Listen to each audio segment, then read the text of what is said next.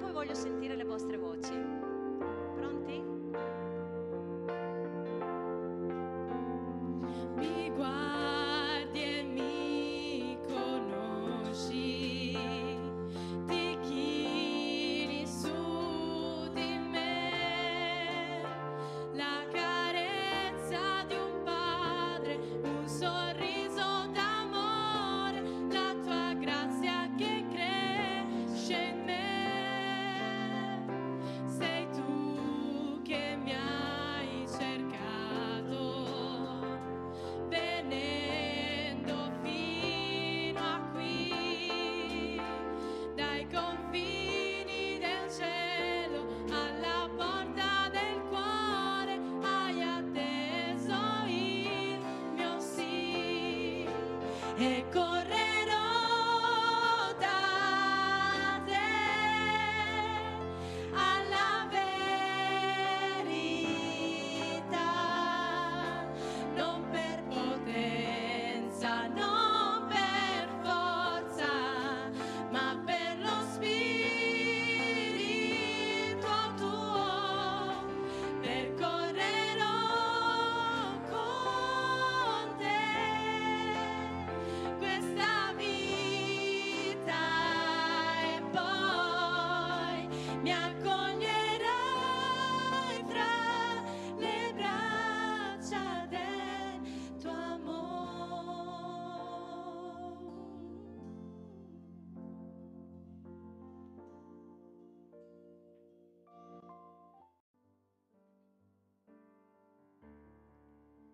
A te, mio Dio,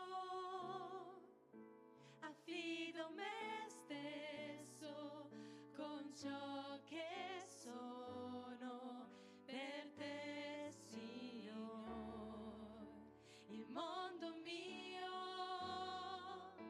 è nelle tue mani e sono tua per sempre.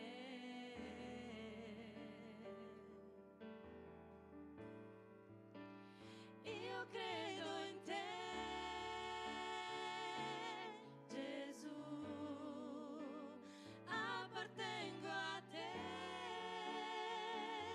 Signore, è per te che io vivrò, per te io canterò con tutto il cuore.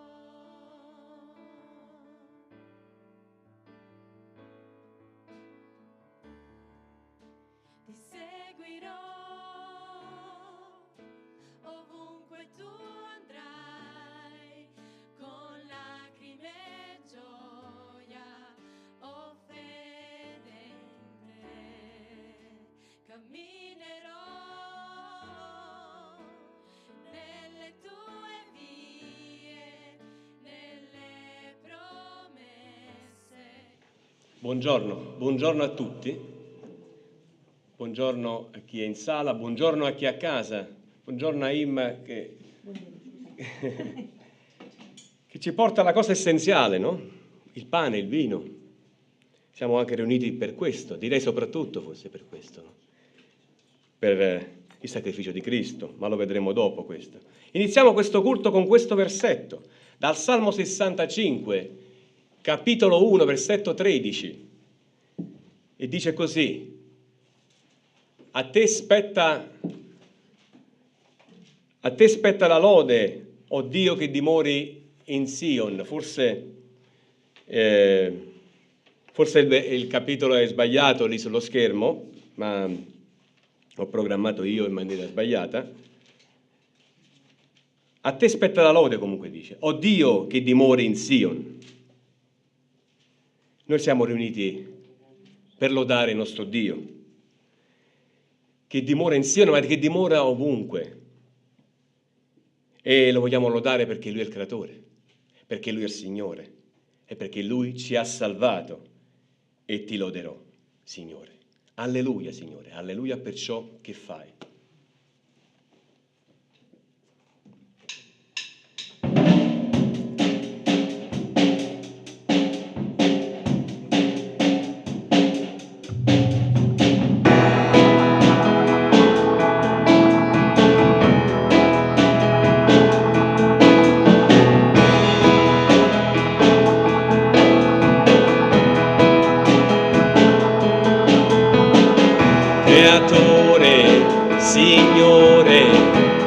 salvato e ti loderò, potente per sempre, non sarò mai più lo stesso perché tu dall'eternità sei venuto a noi, Gesù figlio di Dio, sei morto, risorto, tu vivi e regni in noi, ci mostri la via, dai al mondo libertà, alleluia, per ciò che fai, creatore, Signore, mi hai salvato e ti loderò, potente per sempre, non sarò mai più lo stesso perché tu dall'eternità sei venuto a noi, Gesù figlio di Dio, sei morto, risorto, tu vivi e regni in noi, ci mostri la via, dai al mondo libertà, alleluia, per ciò che fai, alleluia, per ciò che fai, alleluia, per chi tu sei. Sì, Signore, alleluia, per chi tu sei, alleluia, Signore, per ciò che fai, alleluia, Signore, per oggi, Signore, alleluia, siamo riuniti in piena libertà a lodare, a innalzare, a glorificare il tuo santo nome. Lo vogliamo fare in sala con forza, perché tu, Signore, hai governato e governi ancora, Signore, con la tua mano potente. E noi vogliamo, Signore, adesso a te dare questa lode, questo profumo soave, Signore, ma guida tu questo culto, non siano le mie parole o le parole del predicatore a dare importanza a noi stessi, ma vogliamo dare importanza a te, Signore, perché tu sei l'unico Dio sovrano. Alleluia. Andiamo ad analizzare proprio il Salmo 65, spero sia uguale sullo schermo, probabilmente c'è una versione diversa, nel caso in cui lo leggo soltanto, non importa. Salmo 65, versetto da 1 a 13. A te spetta la lode, o Dio che dimori in Sion. A te il compimento delle promesse, a te che esaudisci la preghiera verrà ogni creatura. Mi opprime il peso delle mie colpe, ma tu perdonerai i miei peccati. Beato chi sceglierai, accoglierai, perché egli abita nei tuoi cortili. Noi ci sazieremo dei beni della tua casa, delle cose sante del tuo tempio. Mediante prodigi, tu ci rispondi nella tua giustizia, o Dio della nostra salvezza. Speranza di tutte le estremità della terra e dei mari lontani. Con il suo vigore egli rese saldi i monti, cingendosi di potenza. Egli placa il fragore dei mari, il fragore dei loro flutti e il tumulto dei popoli. Gli abitanti delle estremità della terra tremano davanti ai tuoi prodigi. Tu fai sgorgare canti di gioia dall'oriente all'occidente. Tu percorri la terra e la irrighi, la fai produrre abbondantemente. I ruscelli di Dio sono pieni d'acqua. Tu procuri agli uomini il grano quando prepari così la terra. Tu irrighi i suoi solchi, ne pareggi le zolle. L'ammorbidisci con le piogge, ne benedici i germogli. Tu coroni l'annata con i tuoi benefici. E dove passa il tuo carro stilla il grasso. Esso stilla sui pascoli del deserto, e i colli sono adorni di gioia.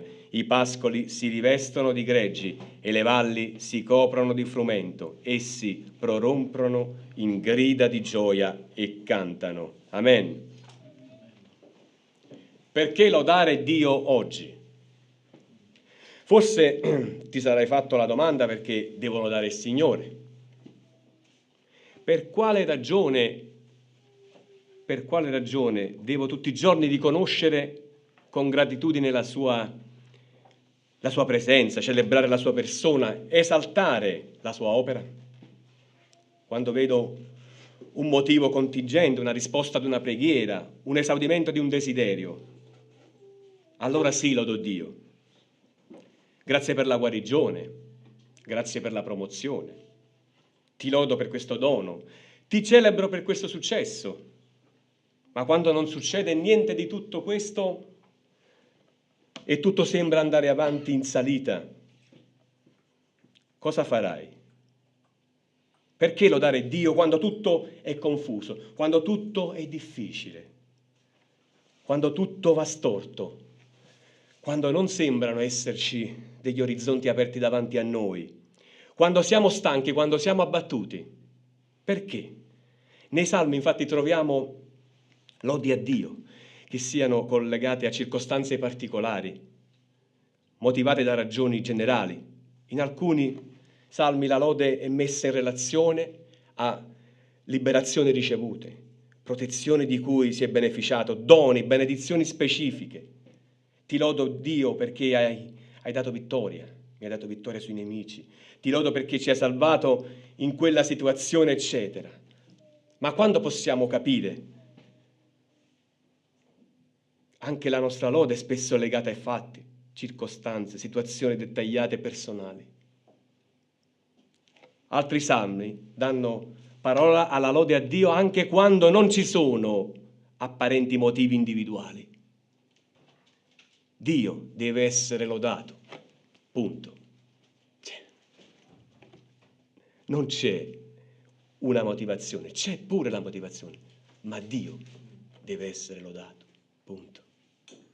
In ogni caso Dio deve essere lodato e può essere lodato anche oggi, anche da te, anche da noi qui ora, per la persona che è, per la salvezza che dona, per il governo che esercita. Dio è Dio, non c'è un altro Salvatore, non c'è un altro sostenitore, non ce n'è un altro. A Lui sia la gloria nei secoli dei secoli, da oriente a occidente, da nord a sud, dalla nostra vita, dalla nostra Chiesa, dalla nostra città, dal mondo intero in questo momento. E noi ci sentiamo sicuri nel Signore. Ecco perché vogliamo cantare al Signore, al sicuro in te. E dopo questo preparati per una preghiera al Signore, una preghiera di lode. Amen.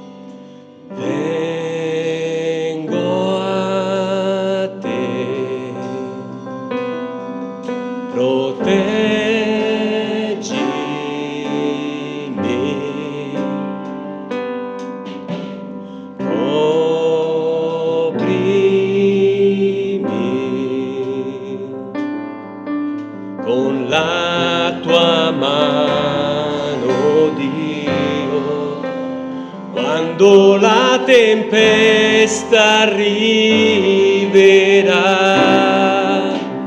volerò più in alto insieme a te, se al di sopra di ogni avversità sarò al sicuro in te, Signore.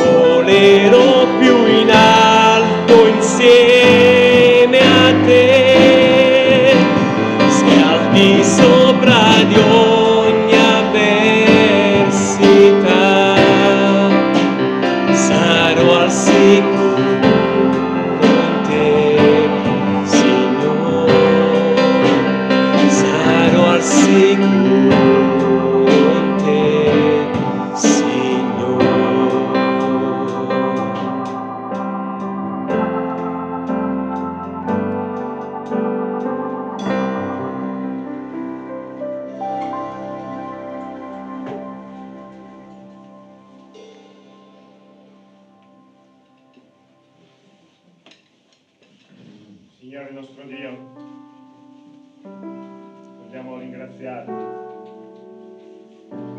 perché la tua presenza nella nostra vita dona un senso, dona uno scopo, dona una relazione, una fraternità, una figliolanza. Grazie perché le esortazioni stamattina ci spingono a ringraziarti anche se magari non abbiamo qualche motivo particolare. Ma vogliamo ringraziarti soprattutto perché hai teso la tua mano verso di noi, ci hai soccorso, ci hai strappato dalla nostra situazione in cui eravamo lontani e separati da te, e non solo ci hai salvati ma ci hai resi parte del tuo popolo, ci hai resi figli adottivi tuoi, Signore. E questo è un grande motivo per ringraziarti, perché a prescindere dalla storia personale di ognuno di noi possiamo guardare a te dicendo che abbiamo un Padre amoroso, un Padre che si prende cura di ogni aspetto della nostra vita, che sa anche ammonirci nel momento in cui serve, Signore.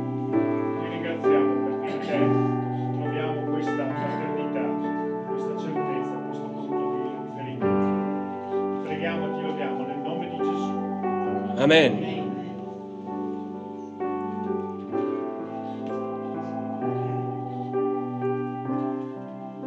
Signore, ti adoriamo questa mattina perché siamo alla tua presenza, siamo nelle tue dimore e grazie per lo spazio che ci hai riservato, per il riconoscimento che hai riservato a ciascuno di noi attraverso l'identità, attraverso il valore che hai dato a ciascuno di noi, Signore.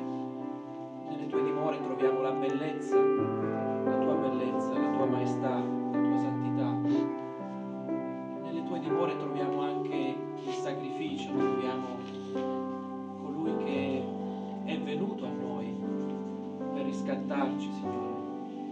Nelle tue dimore troviamo tutto ciò che ci necessita, Signore, per un cammino, Signore. Grazie anche per la terra, per i suoi frutti, per i suoi raccolti, che ci dicono qualcosa di te, che ci dicono e ci confermano che tu sei un Dio che provvede anche alla nostra quotidianità. Cosa possiamo dirti oggi se non gloria al tuo nome? Ti esaltiamo, Signore, insieme come popolo e come Chiesa. Ti benediciamo soprattutto nel nome del Signore Gesù. Amen. Amen. Grazie Signore perché tu ci insegni cosa significa amare chi non è amabile. Grazie Signore che ci trasformi, grazie Signore che eravamo nemici e ci hai figli. Grazie Signore perché eravamo perduti, persi, disperati e ci hai dato un valore e un senso in Cristo Gesù.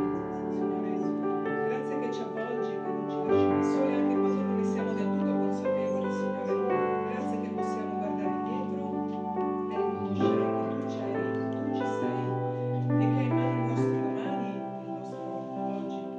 Signore, ti voglio lodare con tutto il cuore perché la pace è grande di coloro che confidano in te e io voglio esaltare il tuo nome perché tu sei degno di essere esaltato.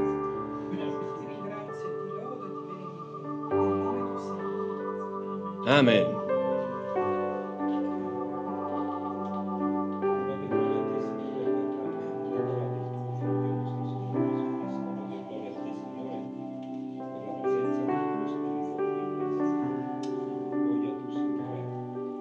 Secondo la tua volontà, accompagnarci in questa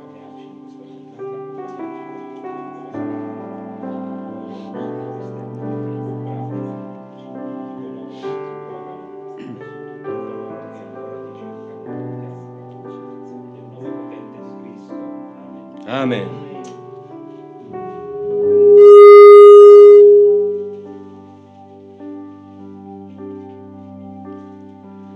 Amen.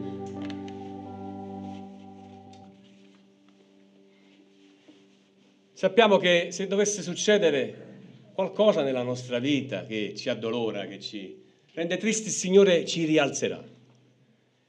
Quando non avrai più forze, il Signore ti rialzerà, perché con Lui ce la farai. E preparatevi, perché dopo questo canto potete lodare il Signore con una testimonianza, con un versetto. Testimonianze breve, non serve dire tante parole. Il Signore si aspetta semplicemente: Signore, ti lodo.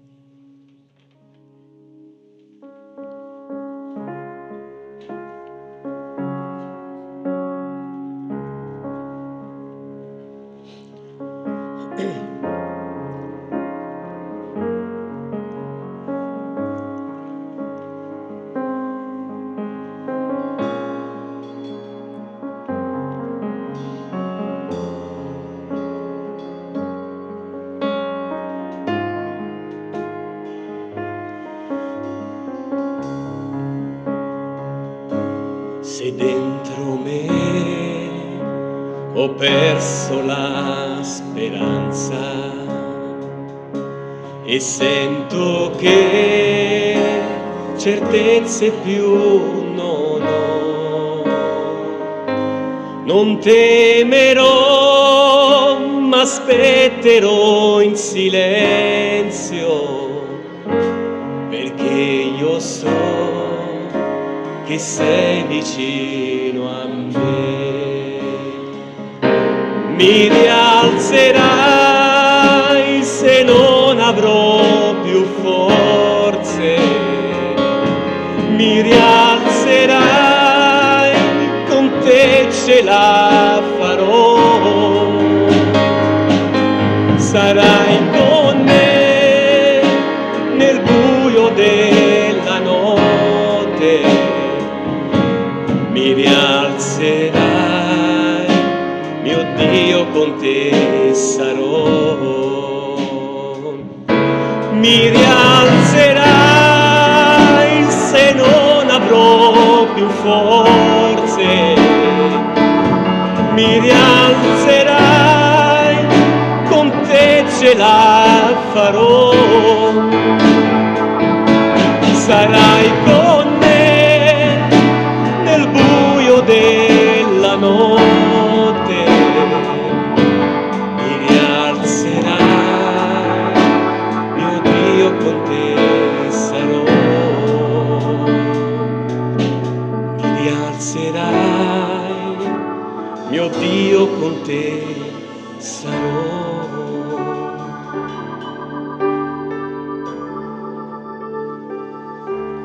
Amen. Ci sono testimonianze, versetti, qualcosa che vuoi dire? Anche tu da casa vuoi lasciarci un messaggio sulla chat e lo leggiamo dopo.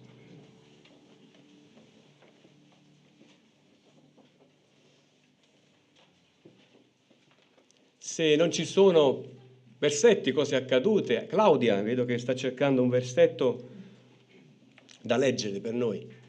Prego, sorella.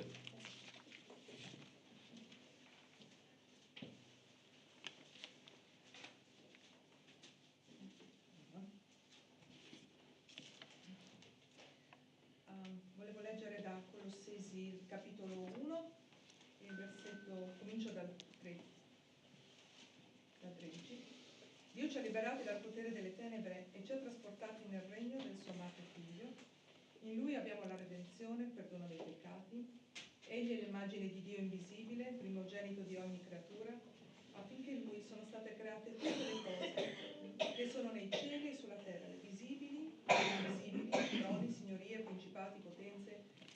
Tutte le cose sono state create per mezzo di Lui e in vista di Lui.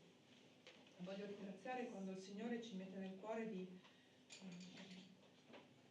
smettere di avere la naturale, umana desiderio di assecondare pensieri, di prendere il dominio della propria vita, ma che ci ricorda che in Lui sono state tutte le cose, anche la nostra stessa vita, e di metterla ai Suoi piedi a disposizione. Voglio ringraziare per quello che sta facendo nella mia vita, anche se ci sono delle difficoltà importanti, ma voglio ringraziare che Lui è in controllo e lì sta la mia pace. Quindi voglio lodare il Signore per questo. Grazie, amen. Bene, se non ci sono altre testimonianze passiamo alla cena del Signore, analizzeremo un versetto, solo uno. Filippesi, capitolo 1, versetto 6. E ho questa fiducia che colui che ha cominciato in voi una buona opera la condurrà a compimento fino al giorno di Cristo Gesù. Amen. Una buona opera. Vediamo queste opere. Allora, io ho fatto una ricerca su internet, vi dico la verità perché non me ne intendo, però sì, le conoscevo queste opere. E queste sono le 5 opere, pensate, le 5 opere più importanti e più visitate al mondo. La nascita di Venere di Sandro Botticelli, l'Ultima Cena e la Gioconda, entrambi di Leonardo da Vinci, la Creazione di Michelangelo e il Campo di Grano con Volo di Corvi di Van Gogh, che io sinceramente non capisco la sua bellezza, me ne voglia Van Gogh, ma è molto famoso, è molto famoso. Chi ne capisce di quadri, sicuramente il fratello Vito mi saprebbe dire qual è il più bello, oppure comunque saprebbe spiegarmi il valore della pittura, eccetera. Ma come potrete leggere, abbiamo detto sono le 5 opere più importanti, no?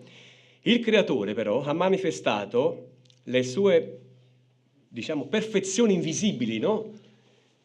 Anche se sono visibili, nella creazione. Il sole, la luna, le stelle, la terra stessa, no? Gli rendono testimonianza.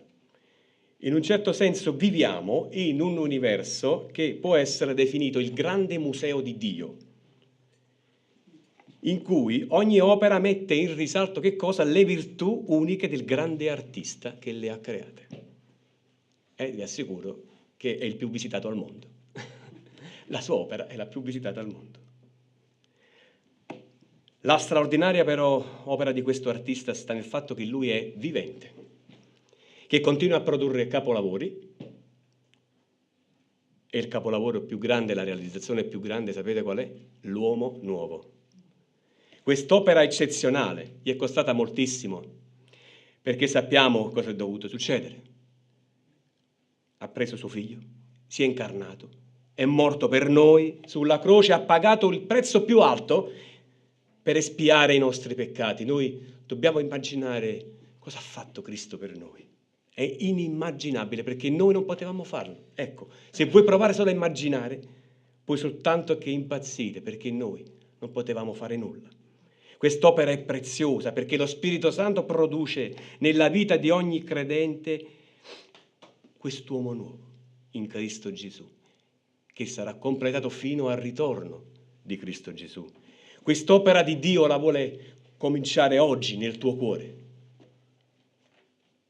Chiedi al Signore: Signore, voglio iniziare. Io ti credo, Signore, so che sei andato su quella croce anche per me. Tu che sei a casa, anche tu magari ci stai seguendo da un parcheggio di un supermercato, forse in cucina, forse in soggiorno dal tuo dispositivo, e ti stai chiedendo: ma il Signore lo ha fatto anche per me? Sì, lo ha fatto anche per te. Affida il tuo cuore a Lui e, Signore, crea un uomo nuovo. È quello che vogliamo ricordare attraverso i simboli, il sacrificio di Cristo perfetto, attraverso il pane e il vino, che rappresentano il corpo martoriato e il sangue sparso per l'espiazione dei peccati di ognuno di noi. E dopo la cena del Signore canteremo un canto ai piedi della croce, perché vogliamo essere lì, ai piedi della croce, ma quella croce è vuota, amen, perché il Signore è risorto il terzo giorno. Volevo invitare il fratello Salvatore De Simone qui a pregare per i simboli e anche alla distribuzione. Ti ringrazio già in anticipo, fratello Salvatore, e il Signore pure ti ringrazia. Amen. Signore Dio Padre onnipotente e misericordioso, grazie per averci dato anche oggi la possibilità di essere qui in mezzo a noi. Grazie Signore perché attraverso questo pane e questo vino che rappresentano il corpo e sangue di Gesù Cristo, tu vuoi rinnovare con noi il nuovo patto che per mezzo di lui hai siglato con noi. Attraverso la sua morte e la sua risurrezione ci hai liberati dal peccato, hai spezzato le catene della morte, Signore. Noi attraverso questi simboli vogliamo ricordare quel momento, però vogliamo annunciare attraverso di loro la sua risurrezione e vogliamo aspettare assieme la sua venuta. Nel nome di Cristo, Signore Gesù. Amen. Amen.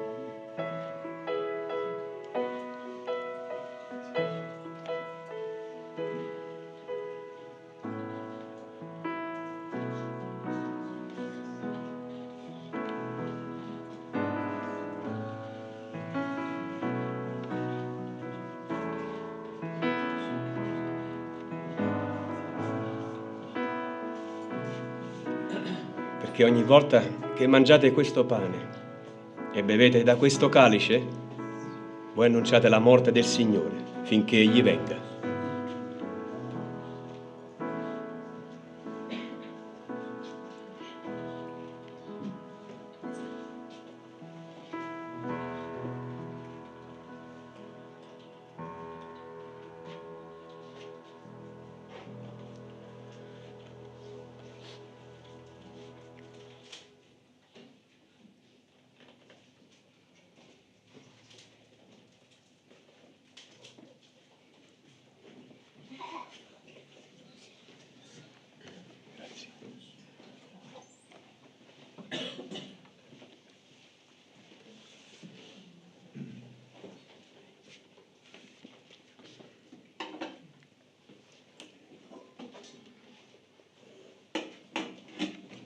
Grazie.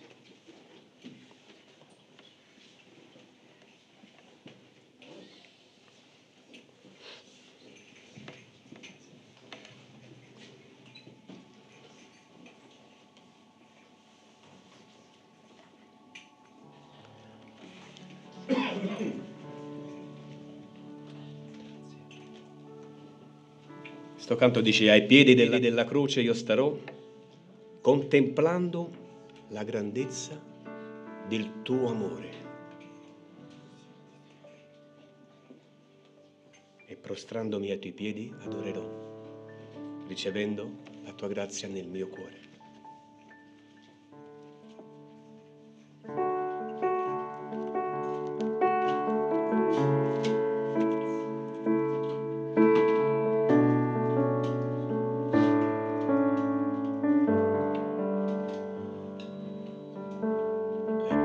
Della croce io starò, contemplando la grandezza del tuo amore, prostrandomi ai tuoi piedi adorerò, ricevendo la tua grazia nel mio cuore. Io so che c'è potenza nel tuo sangue,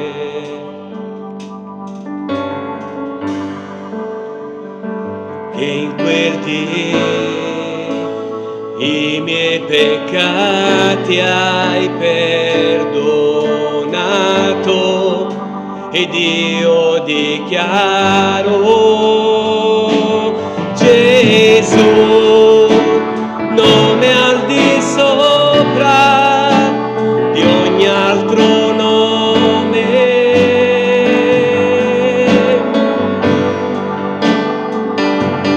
Non c'è nessun altro come il mio Signore.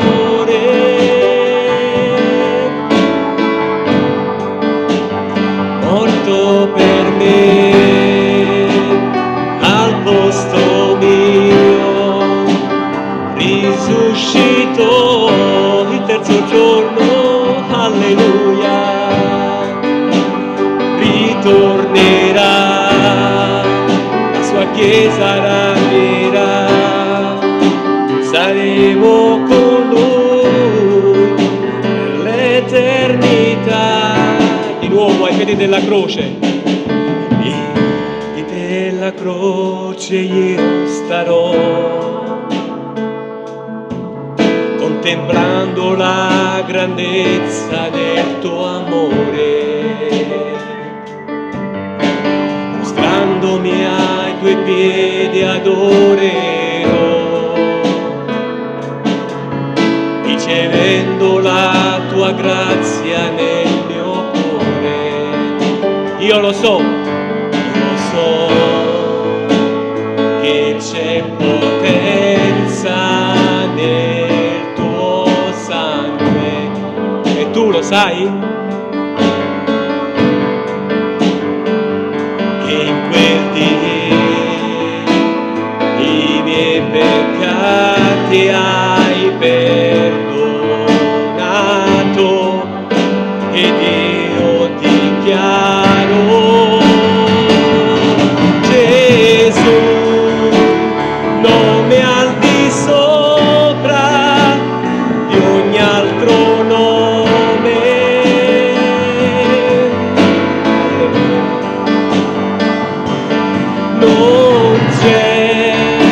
Non c'è nessun altro come il mio Signore.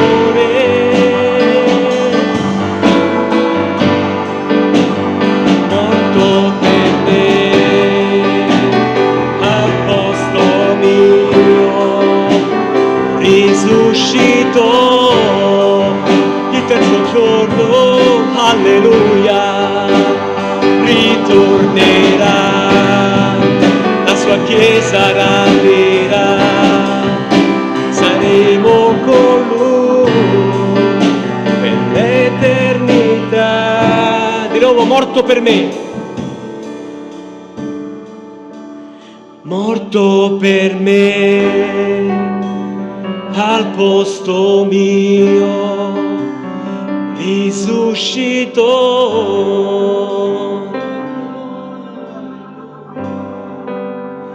ritornerà, la sua sua chiesa rapirà, saremo con lui per l'eternità. Amen. Non so voi, ma questo canto mi fa quasi piangere. Adesso la parola al fratello Silvano e dopo ci saluteremo con un altro canto che si chiama Grande in forza, per dare un po' di sprint a questa giornata e andare a casa ancora più benedetti di prima.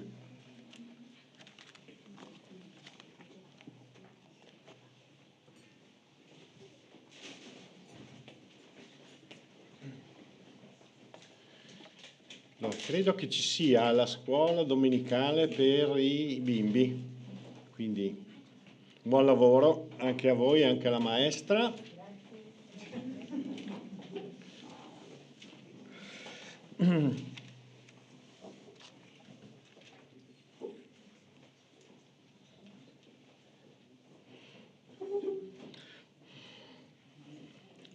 Siamo ancora al Vangelo di Luca, capitolo 20.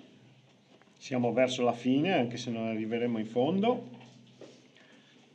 Quest'oggi il brano sarà un po' più lungo del solito. Andremo a leggere dai versetti 27 al versetto 40. Luca 20, 27 a 40. Ora gli si accostarono alcuni sadducei, i quali negano che vi sia la resurrezione, e lo interrogarono, dicendo: Maestro, Mosè ci ha scritto che se il fratello di qualcuno muore avendo moglie e muore senza figli, il suo fratello prende la moglie e susciti una discendenza a suo fratello. Or vi furono 7 fratelli. Il primo prese moglie e morì senza lasciare i figli. Il secondo la prese come moglie e morì anch'egli senza lasciare figli. Poi la prese il terzo e così tutti e 7 morirono senza lasciare figli. Dopo tutti morì anche la donna. Nella risurrezione dunque, di chi sarà moglie? Poiché tutti e 7 l'hanno avuta per moglie. E Gesù rispondendo disse loro: i figli di questa età si sposano e si maritano, ma coloro che sono ritenuti degni di ottenere l'altra età e la resurrezione dei morti non si sposano né si maritano. Essi infatti non possono più morire, perché sono come gli angeli e sono figli di Dio, essendo figli della resurrezione. E che i morti risuscitano li ha dichiarato Mosè stesso nel passo del roveto, quando chiama Signore il Dio di Abramo, il Dio di Isacco e il Dio di Giacobbe. Ora egli non è il Dio dei morti, ma dei viventi, poiché tutti vivono per lui. E allora alcuni degli scribi presero la parola e dissero: Maestro, hai detto bene, e non ardirono più fargli alcuna domanda. Il capitolo 20 è l'attacco frontale a Gesù. Posso chiedere alla regia di abbassare un po' perché mi sento molto, molto forte. Il capitolo 20 quindi è un capitolo in cui assistiamo agli avversari di Gesù che cercano di far fronte alla personalità e all'opera dirompente di Gesù, quel Gesù che aveva scacciato tutti dal Tempio, aveva ristabilito quell'ordine e che aveva toccato quindi la sensibilità, ma soprattutto il potere di queste persone che, pur essendo molto diverse fra di loro, si coalizzano, e questo capita spesso nella storia, si coalizzano di fronte a un nemico comune che era Gesù. E quindi abbiamo assistito a un confronto a dimostrare i muscoli, no? Come si dice oggi, un confronto di forza da cui sono usciti piuttosto malconci. Poi c'è stato anche un tentativo di attirarlo in una discussione di carattere politico. Dobbiamo pagare o no? È lecito pagare o no il tributo a Cesare? E questo è un altro tranello dal quale Gesù si è comunque sottratto con la brillantezza delle parole che lo caratterizzano. E questo di oggi è un altro tentativo. un tentativo piuttosto particolare, direi. Luca scrive al versetto 27: ora gli si accostarono alcuni sadducei, i quali negano che vi sia la resurrezione. Luca ci dà una mano per capire un po' di più noi lettori distanti dalla cultura ebraica. Il Vangelo di Luca è un Vangelo rivolto a coloro che non sono di origine ebraica, no?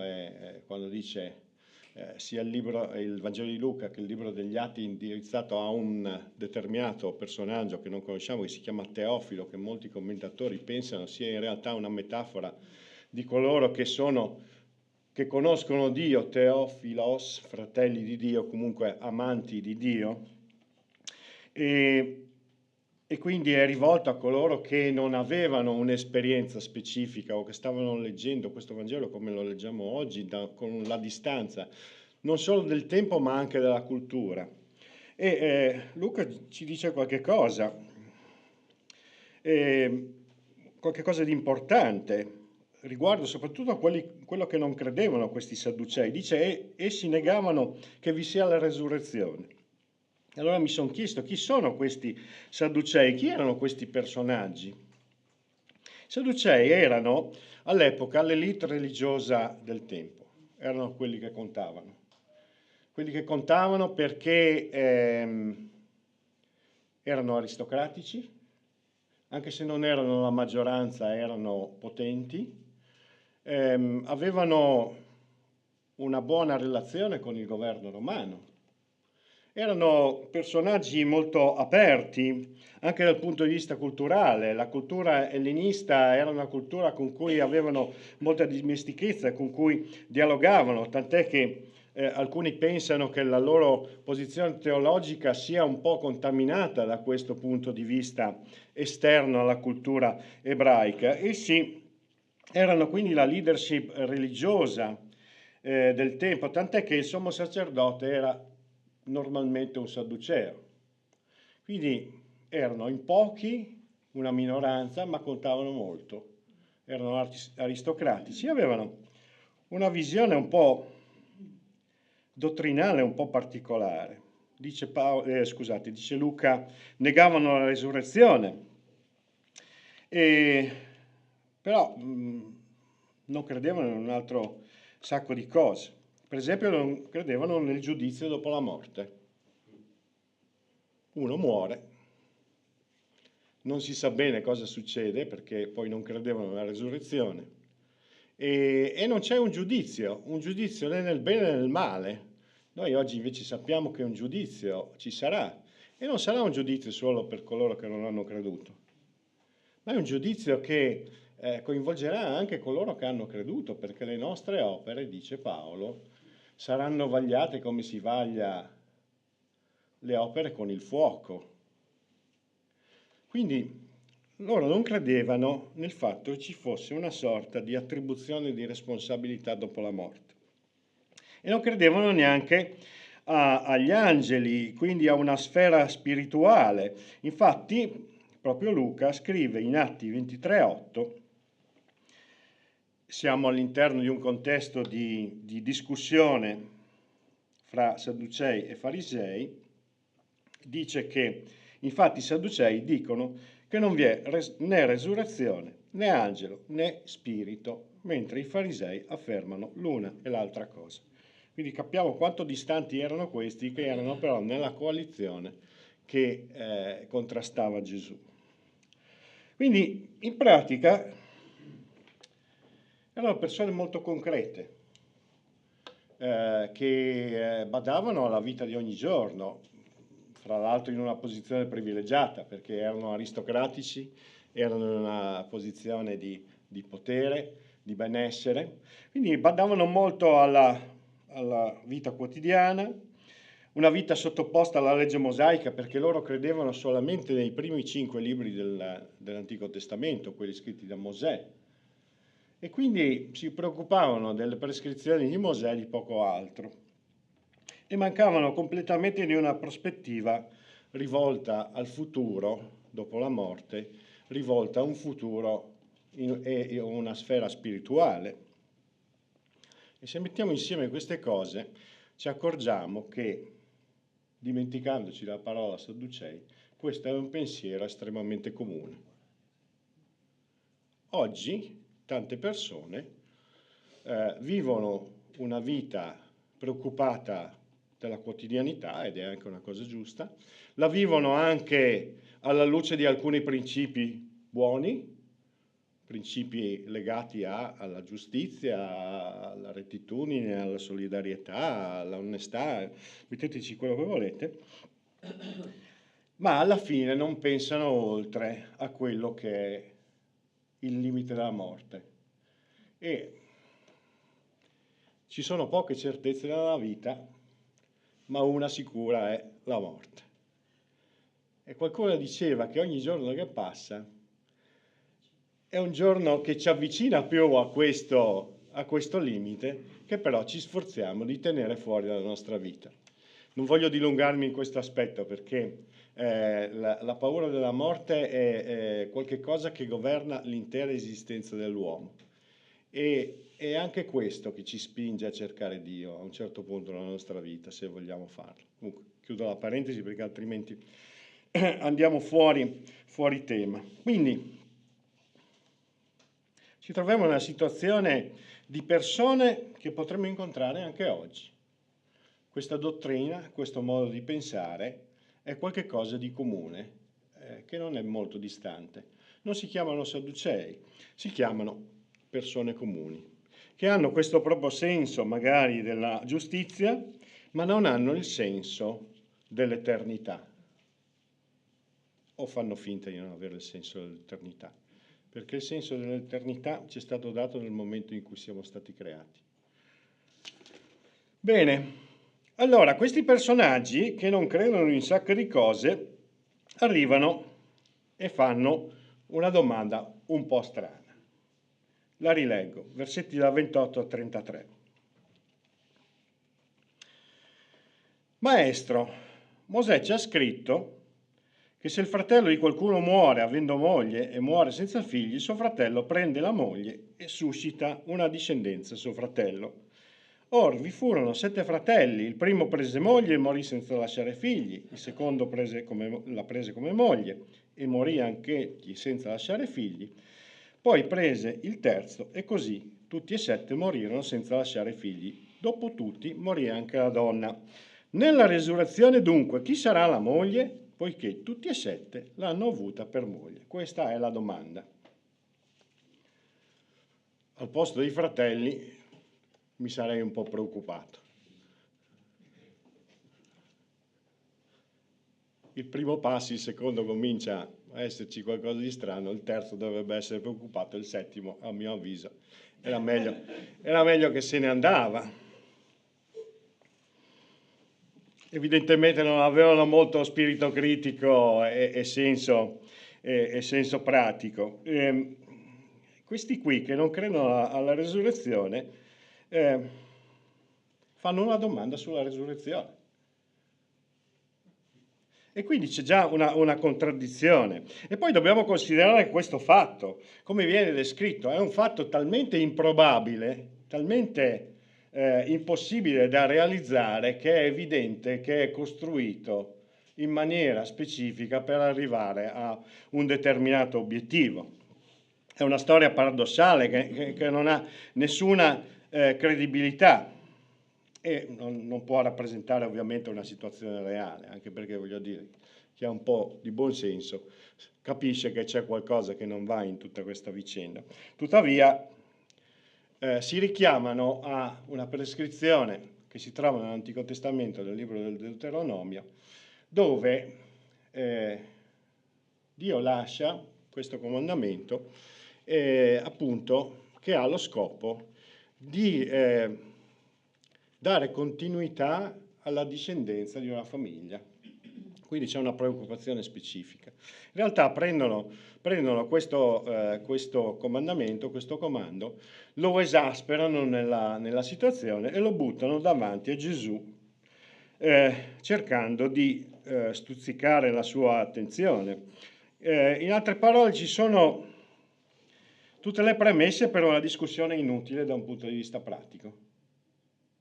Parliamo di una cosa che probabilmente è impossibile che succeda e cerchiamo di ragionare su questo. Dal punto di vista pratico, che cosa ci può portare tutto questo? Direi assolutamente a nulla.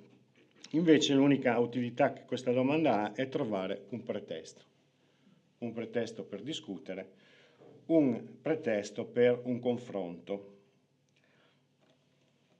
Attenzione al significato della domanda. C'è una grande differenza fra confronto e discussione. Non stiamo parlando in realtà di un confronto, perché a queste persone non gliene importava assolutamente niente di quello che avrebbe detto Gesù, ma questa era un'opportunità per ricavarsi lo spazio per dire la loro. Non c'era un'intenzione effettiva di comprendere un dubbio in una situazione irreale e irrealizzabile, ma era un pretesto per cercare una discussione vuota, inutile, in cui chi fa la domanda non vuole una risposta, ma cerca quindi solo un'occasione per dire e imporre la sua opinione. Non stiamo parlando di confronto, il confronto è un'altra cosa. Il confronto è un ragionamento aperto in cui ognuno espone il proprio pensiero e si rende disponibile a ascoltare l'altro con la sufficiente umiltà di poter capire se c'è qualcosa di buono da imparare, qualcosa di buono da prendere per la propria vita, qualcosa di cattivo da buttare fuori dalla nostra vita. Questo è il confronto. Ma qui l'intenzione non è quello del confronto, è piuttosto quello della polemica, della discussione fine a se stessa. E è molto facile cadere in questa trappola. È tanto facile. La televisione vive di questo. Accendete la televisione, ammesso che riuscite a resistere per un po' su alcuni canali, tanti per dire la verità, e vi accorgerete che questo è il pane quotidiano che alimenta la curiosità di un sacco di persone. Tante chiacchiere che non portano un beneficio a nessuno. La natura stessa ci porta in questa direzione. Ecco perché è popolare, perché questo è come siamo fatti, come è il nostro ego. Noi abbiamo sempre bisogno di manifestare e di imporre la nostra personalità. Credo che pochi di noi siano convinti di non aver ragione nelle cose che fanno. Cioè, mi sembra logico che ognuno faccia secondo un senso di buon senso e è convinto che quello che fa è una cosa giusta. E diventa un problema quando questa cosa giusta io cerco di imporla a qualcun altro e mi sforzo di fare una sorta di colonizzazione ideologica. Abbiamo quindi la presunzione di essere sempre nel giusto e sentiamo spesso l'esigenza di affermarlo e alle volte lo affermiamo anche costi quel che costi.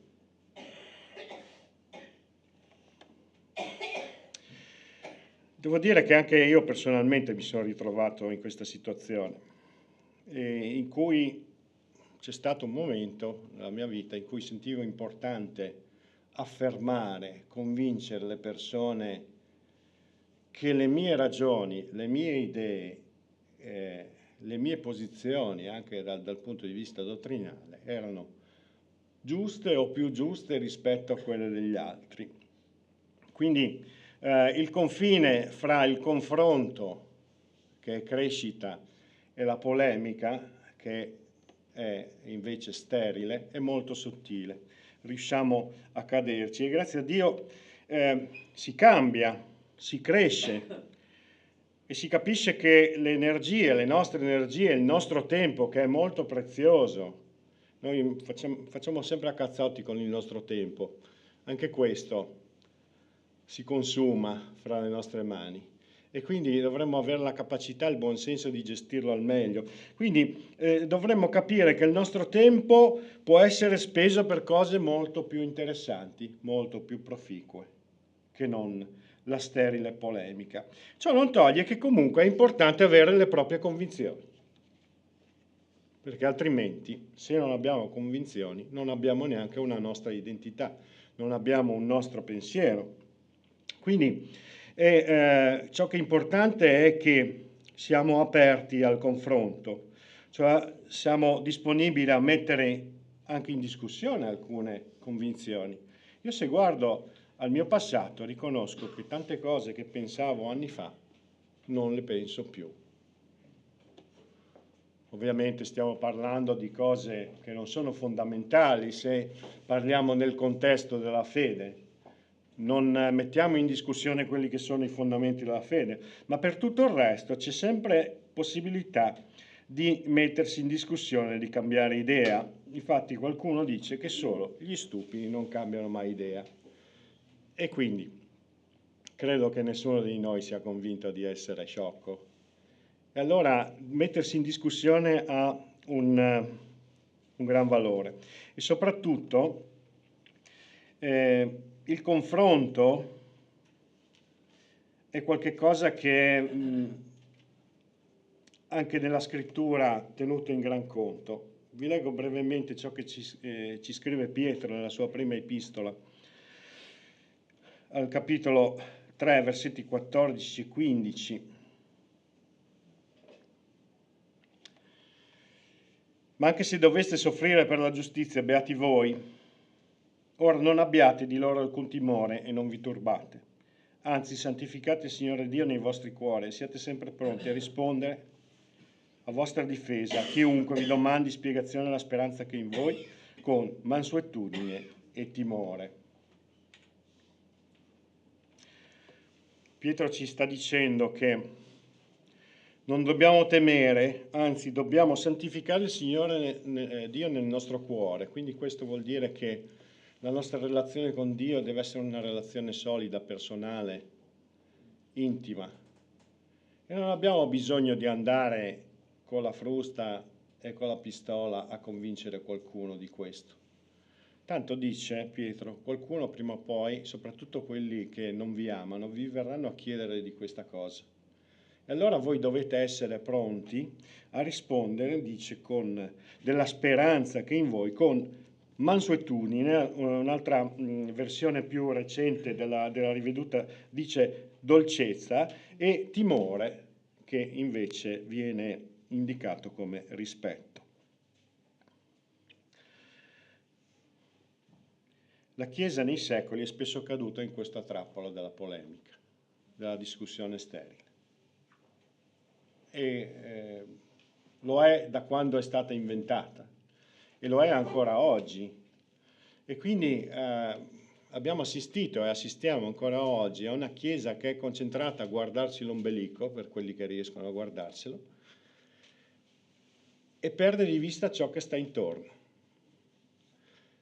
Mi colpiva una nota interessante di un modo di dire.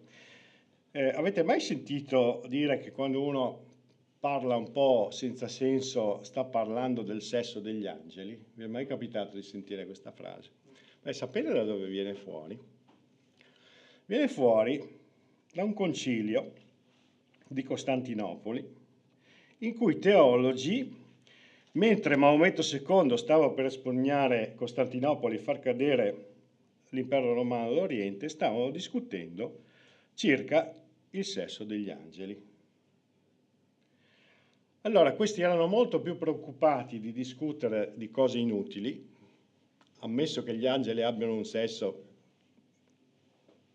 non fatemi dire quello che voglio dire, non si stavano preoccupando di un'ondata di infedeli che arrivavano per togliere l'identità cristiana a quell'area del mondo e importare la fede islamica, che ancora oggi la condiziona.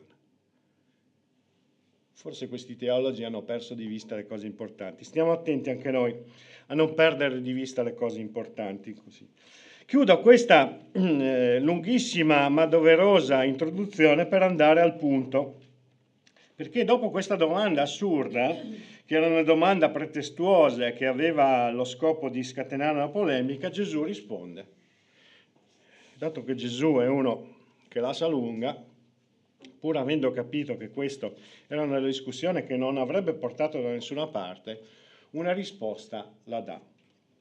Versetti 34 fino a 38. Gesù rispondendo disse loro: i figli di questa età si sposano e si maritano, ma coloro che sono ritenuti degni di ottenere l'altra età e la risurrezione dei morti non si sposano né si maritano. Essi infatti non possono più morire perché sono come angeli e sono figli di Dio, essendo figli della risurrezione. E che i morti risuscitano lo ha dichiarato Mosè stesso nel passo del roveto, quando chiama il Signore il Dio di Abramo, il Dio di Isacco, il Dio di Giacobbe. Or egli non è il Dio dei morti, ma dei viventi, poiché tutti vivono per lui. Gesù, che ha capito benissimo lo scopo, trova però una grande opportunità. Una grande opportunità sì per dire qualche cosa, non per dimostrare solo che questi stavano perdendo tempo e avevano pure torto. Se voi leggete i passi paralleli che ci sono, se non ricordo male, nel Vangelo di Matteo, Gesù, prima di rispondere, dicendo vi state sbagliando, e poi presenta questa risposta. Quindi Gesù trova una grande occasione, evita quello che è uno scontro e risponde a una domanda facendo una cosa straordinaria. Apre una finestra sull'eternità. Più che una finestra, il buco della serratura da cui guardare.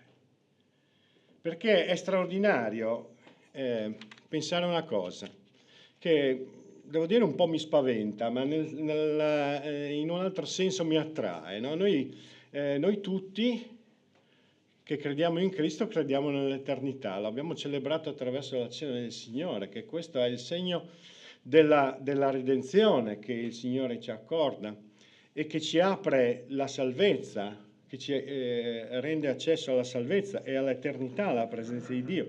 Quindi l'eternità è, oltre che presente nella nostra vita, perché siamo stati creati con il senso dell'eternità, è anche un concetto che ci è estremamente familiare.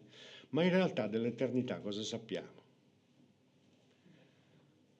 Cerchiamo di spremere la Bibbia e di andare a curiosare in mezzo ai versetti per scoprire che in realtà dell'eternità sappiamo molto poco. Gesù ci apre a queste persone il buco della serratura per guardare qualche cosa e come tutte le prospettive molto strette si riesce a vedere solo poche cose. Un commentatore, parlando di questo senso della prospettiva eterna, usava questo esempio che secondo me è molto efficace. Diceva che noi siamo come quel bambino che è ancora nel ventre di sua madre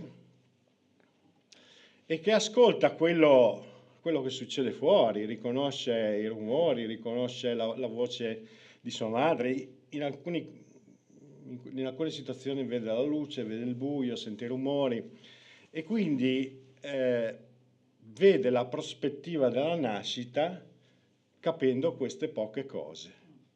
Poi la nascita è un completamento, un'amplificazione, un arricchimento incredibile rispetto a quelle poche cose che nel ventre di sua madre riusciva a sapere. Noi siamo un po' in quella stessa situazione, noi riusciamo a percepire qualche cosa, qualche rumore, qualche voce, qualche piccolo aspetto che però non è assolutamente chiaro nella nostra vita. Quindi il Signore ci dà il privilegio in questo momento di guardare dal buco della serratura per guardare l'eternità e ci dice delle cose interessanti.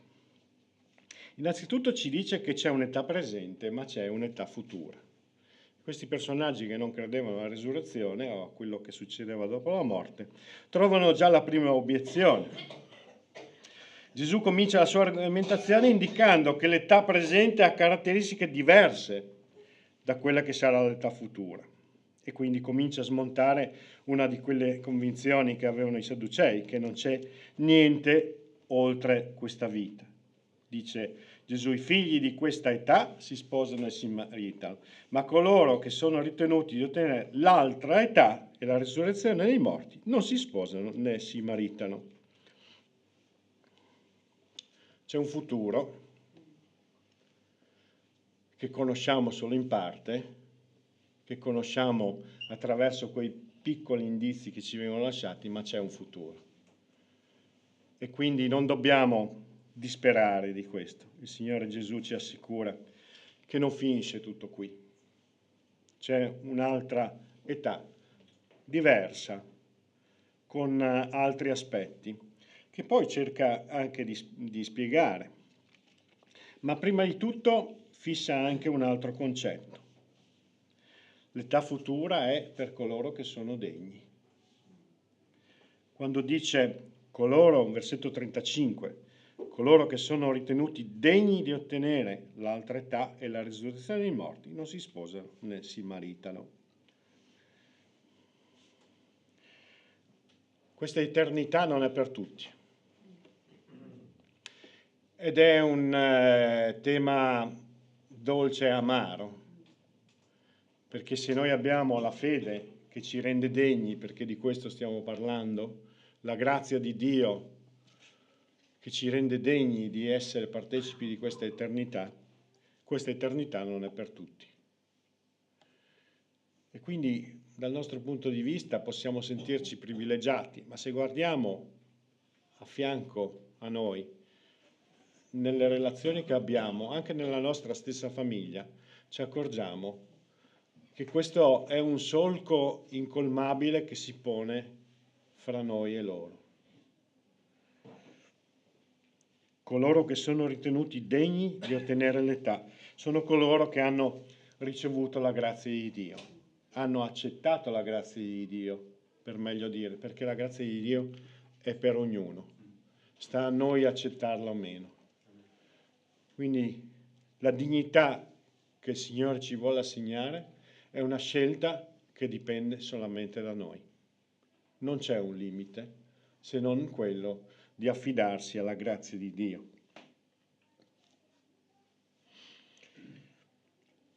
Altra cosa interessante, e credo che ci saranno alcuni che saranno contenti, altri che saranno delusi, nell'eternità non c'è il matrimonio.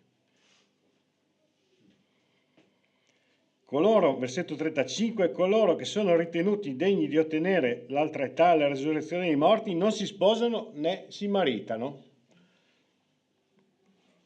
Gli avvocati divorzisti saranno disoccupati.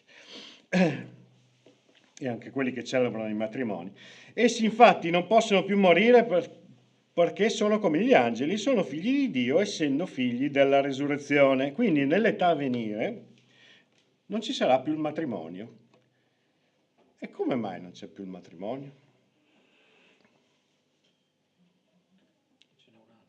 Ce n'è un altro? In realtà è vero, ce n'è un altro, perché è un discorso di relazioni anche. E vorrei aprire una parentesi, ma non la apro perché altrimenti poi mi perdo, che ha a che fare con le relazioni e con i sistemi di relazione. Ve la racconto un'altra volta. C'è un senso molto più pratico, perché Gesù dice così: non si sposano né si maritano, e essi infatti non possono più morire. Questa è la ragione. Siccome non c'è più la morte, il mandato che è stato dato nel libro della Genesi, capitolo 1, versetti da 27 a 28, viene a decadere. Cosa dice Genesi 1, 27 e 28? Dice che Dio creò l'uomo a sua immagine, lo creò a immagine di Dio, li creò maschio e femmina, li benedisse e Dio disse loro: siate fruttiferi, moltiplicatevi, riempite la terra e soggiogatela e dominate sui pesci del mare, sugli uccelli del cielo e sopra ogni essere vivente che si muove sulla terra. Il mandato è: siate fruttiferi e moltiplicatevi. Quindi, da questo buco della serratura capiamo qualcosa. Capiamo innanzitutto che non ci sarà più la morte. La scrittura ce ne parla in maniera più diffusa e più ampia in altri passaggi. Non ci sarà più la morte, il nostro corpo sarà un corpo glorioso, un corpo che non sentirà dolore, che non soffrirà malattie, che non sarà soggetto alla morte. E questo è abbastanza chiaro nella descrizione che la scrittura ci porta. Sarà un'era in cui non c'è più la morte, ma non ci sarà neanche più la nascita. Quindi, cosa possiamo concludere? Che questa età futura sarà un'età riservata a un determinato numero di persone. Tutto questo progetto si è completato. Coloro che hanno creduto nella grazia di Dio fanno parte di questa nuova era, di questa nuova epoca, di quella che noi chiamiamo l'eternità. L'eternità in cui le relazioni cambieranno decisamente. La relazione matrimoniale che viene espressa qui da Gesù è nella sua prospettiva procreativa. Non ci sarà più bisogno di sposarsi perché non c'è più bisogno di generare nuove vite. Queste vite sono state già generate. Apro una parentesi, questa sì doverosa. Non si può prendere questo passaggio per dimostrare che la vita matrimoniale è solamente destinata alla procreazione. Questa è una falsità. La vita matrimoniale è anche legata alla procreazione. È nel progetto iniziale. Ma nel progetto iniziale non c'è solo questo. C'è un progetto di relazione profonda, di solidarietà, di cammino insieme, di compensazione e di collaborazione. Quindi prendetela così com'è. Gesù sta rispondendo a una domanda ben precisa. Siccome nessuno di questi è riuscito a fare un figlio e tutti sono morti, allora adesso di chi è lei la moglie? E Gesù risponde: di nessuno, perché non c'è questo bisogno nell'eternità. Quindi viene a mancare quel mandato, si interrompe quel mandato in cui ci viene chiesto di essere fruttiferi e moltiplicarci. Gesù dice anche un'altra cosa straordinaria, che Dio è il Dio dei viventi. Versetto 37. Che i morti risuscitano lo ha dichiarato Mosè stesso nel passo del roveto, quando chiama Signore il Dio di Abramo, il Dio di Isacco e di Giacobbe. Egli non è il Dio dei morti, ma dei viventi, perché tutti vivono per Lui.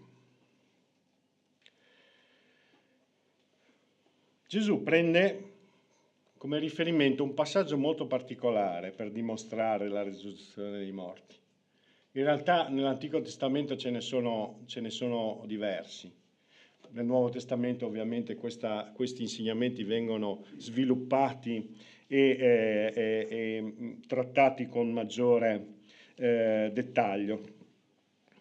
Gesù utilizza gli argomenti in cui queste persone credono. Dato che credevano solo nei primi 5 libri dell'Antico Testamento, e quindi quelli scritti da Mosè, lui non cerca di metterci qualche cos'altro, ma cerca di argomentare rispetto a quello a cui loro credevano. E prende in prestito questo passaggio che si trova nel libro dell'Esodo. Forse abbiamo anche il tempo di leggerlo. Esodo 3, versetti da 2 a 6. L'angelo dell'Eterno gli apparve in una fiamma di fuoco, di mezzo a un roveto. Mosè guardò ed ecco il roveto bruciava col fuoco, ma il roveto non si consumava. Allora Mosè disse: ora mi prostrerò per vedere questo grandioso spettacolo. Poiché mai il roveto non si consuma? Or l'Eterno vide che egli era spostato per vedere, e Dio lo chiamò di mezzo al rovetto e disse: Mosè, Mosè! Egli rispose: Eccomi. Dio disse: non avvicinarti qui, togliti i sandali dai piedi, perché il luogo sul quale stai è il suolo santo. Poi aggiunse: io sono il Dio di tuo padre, il Dio di Abramo, il Dio di Isacco, il Dio di Giacobbe. E Mosè si nascose la faccia perché aveva paura di guardare Dio. Gesù dice: egli non è il Dio dei morti, ma il Dio dei viventi, perché tutti vivono per Lui. Infatti il passaggio dice: io sono il Dio di tuo padre, io sono il Dio di Abramo, il Dio di Isacco, il Dio di Giacobbe. Tutta gente che era morta da un pezzo. Non dice io sono stato, ma dice io sono. E quindi Gesù dice: egli è il Dio dei viventi. E se queste persone nel loro corpo sono morte, però vivono perché Dio le ha considerate degne di partecipare a quell'età a venire, per usare le parole di Gesù. E questo è indicativo di una relazione che abbiamo con Dio, una relazione in cui siamo conosciuti personalmente. Siamo conosciuti personalmente non per quello che siamo, ma per il valore che Dio ci assegna. E quindi, a prescindere dalla nostra situazione, Dio è il nostro Dio. È il Dio dei viventi. È un Dio di relazione personale che ci conosce. Fra l'altro li chiama per nome. Li chiama Abramo, Isacco, Giacobbe, tuo padre. Una conoscenza personale che abbiamo. Dio ci chiama per nome. E la relazione che noi abbiamo con Dio, prescindere dalla nostra situazione, addirittura dalla nostra vita e dalla nostra morte. Rimaniamo figli di questo Dio che è il Dio dei viventi.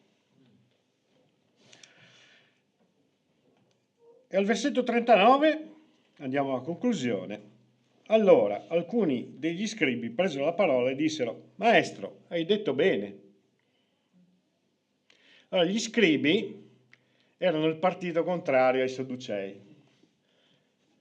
Gli scribi erano i veri dottori della legge, coloro che, oltre che a trascrivere con un rigore estremo, vi invito ad andare a approfondire tutti gli aspetti relativi alla trascrizione della Bibbia. C'è un rigore e una verifica di fedeltà che è espressa all'ennesima potenza, è molto, molto interessante. Questi erano ovviamente dei grandi conoscitori della parola di Dio, della scrittura, erano quelli che venivano anche interpellati quando c'era qualche dubbio sull'interpretazione, si chiamavano gli scribi perché erano i teologi del tempo. Però questi scribi erano per la maggior parte farisei, quindi credevano a cose totalmente diverse da questi sadducei. Quindi immaginatevi in che situazione siamo. E questi dicono: bravo, hai detto bene. Quindi loro stessi, gli avversari di Gesù dall'altra parte, chiudono la bocca agli altri. Non ardirono più fargli alcuna domanda.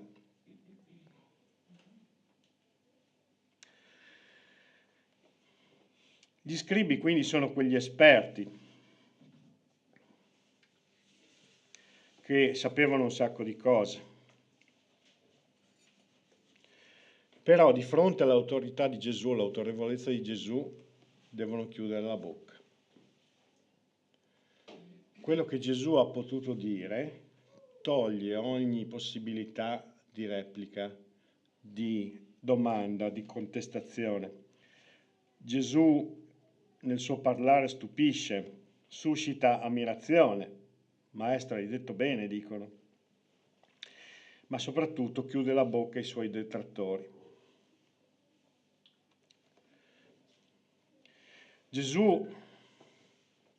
ancora una volta ci sorprende. Ci sorprende per la sua credibilità, per la sua autorevolezza, che viene espressa ogni volta che lui parla. Le parole di Gesù esprimono questo senso di autorità, di completezza. Ogni volta che ascoltiamo le sue parole rimaniamo sorpresi. Vediamo come un discorso pretestuoso, un tentativo di attacco, una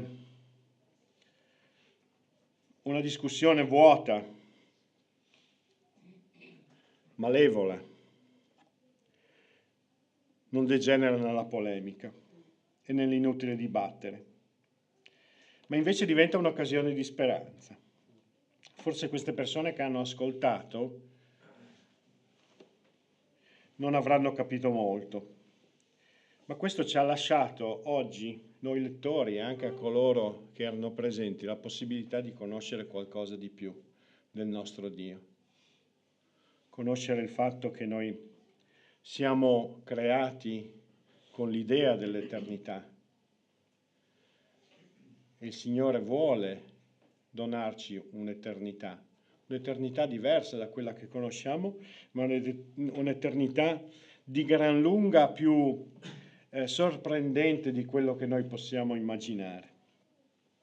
Gesù ci parla quindi di eternità, ma ci parla anche di grazia, della necessità della grazia. Questa eternità non è per tutti, purtroppo, però è una grazia che è a portata di mano.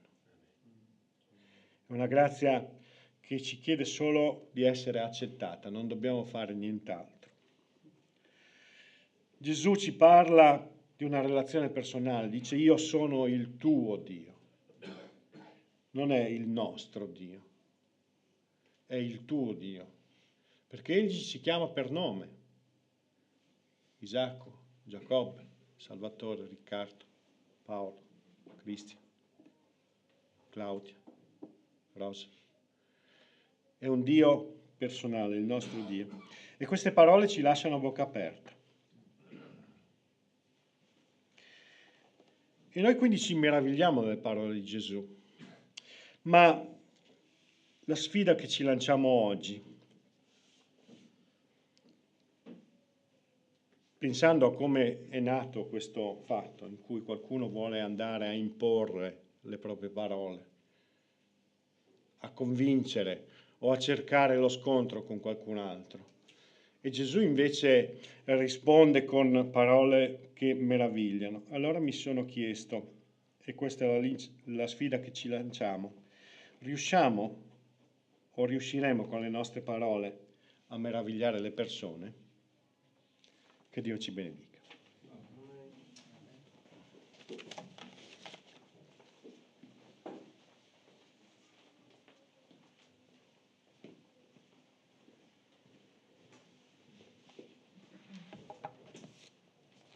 Grazie Silvano per la parola che hai portato, grazie al Signore che ti ha messo nel cuore queste bellissime parole. Pensavo proprio a un versetto, perciò bisogna che ci applichiamo ancora di più alle cose udite, per timore di essere trascinati lontano da esse. Lettera agli Ebrei, capitolo 2, versetto 1. Come vi ho promesso prima, ho detto che avrei letto qualche messaggio da YouTube e voglio farlo. Carla Fadi ci scrive: il Signore mio Padre e Salvatore sia ringraziato di eternità in eternità per il suo amore avvolgente, delicato e pacifico. La sua gloria sia tenuta sempre alta e rispettata da tutti i nostri cuori. Amen. Grazie Carla. E ci saluta anche Karen. Karen, buona domenica a tutti, buona domenica anche a te. Poi c'è una persona che non si presenta, ci scrive: grandi, io ti dico, grande è il Signore. E infatti cantiamo grande in forza. E hai ancora voglia, spero, di lodare il Signore, hai ancora voglia di cantare e innalzare un inno al Signore. E facciamolo adesso, in questo momento. Dopodiché darò la parola al fratello Riccardo che, oltre agli annunci, saluterà anche voi che siete in sala e voi che siete a casa.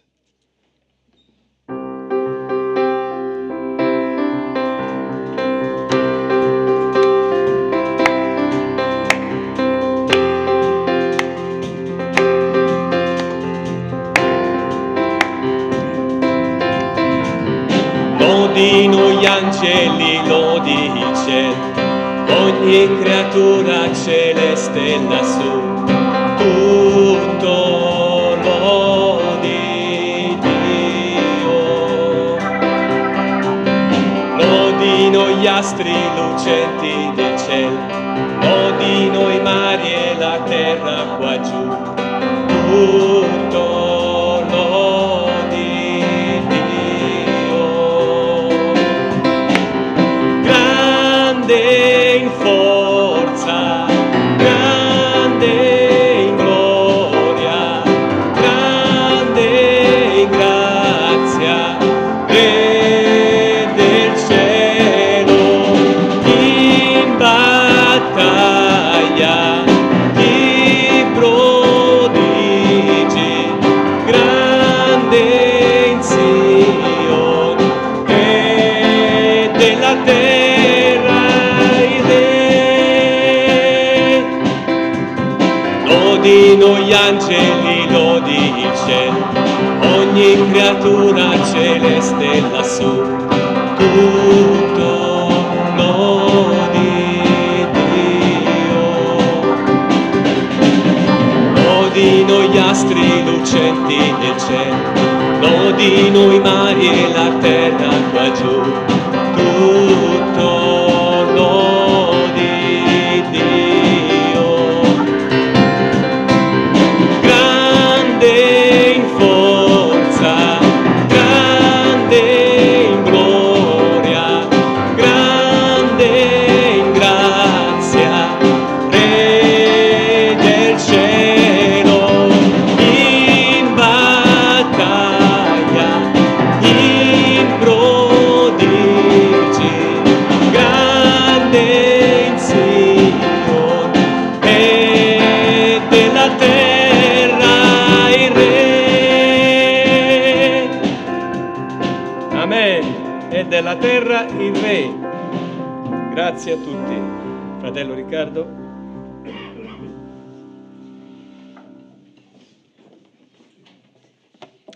Oggi un viaggio nell'adorazione, un viaggio alla presenza di Dio, un viaggio di ascolto anche della parola, e anch'io volevo salutare chi ci ha seguito con questo saluto, questa benedizione, questa consapevolezza, la promessa di essere i figli di Dio attraverso l'opera che Cristo ha compiuto alla croce. Ora il Dio della pace, che in virtù del sangue del patto eterno ha fatto risalire dai morti il grande pastore delle pecore, il nostro Signore Gesù, vi renda perfetti in ogni bene, affinché facciate la sua volontà e operi in voi ciò che è gradito davanti a Lui per mezzo di Gesù Cristo. A Lui sia la gloria nei secoli dei secoli.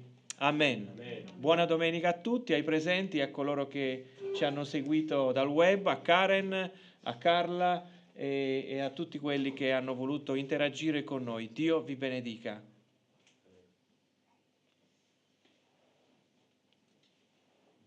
Ok? Allora, un benvenuto.